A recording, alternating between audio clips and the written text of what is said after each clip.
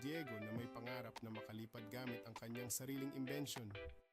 Pinagsama-sama ni Diego ang iba't ibang piraso ng bakal at lumang makina, umaasang makabuo ng mga pakpak na kayang dalhin siya sa himpapawid. Matapos ang ilang linggong pagtatrabaho, natapos ni Diego ang kanyang mga metal na pakpak at handa na siyang subukan ito sa tabi ng dagat.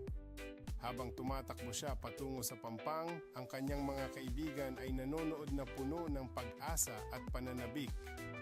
Sa isang malakas na pagtalon, inangat ni Diego ang kanyang mga pakpak at sa wakas ay lumipad siya sa himpapawid, naguulat ng kasiyahan at kalayaan.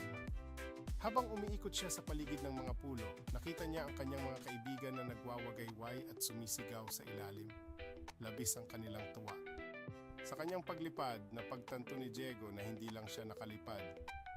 Nakagawa rin siya ng alaala kasama ang kanyang mga kaibigan.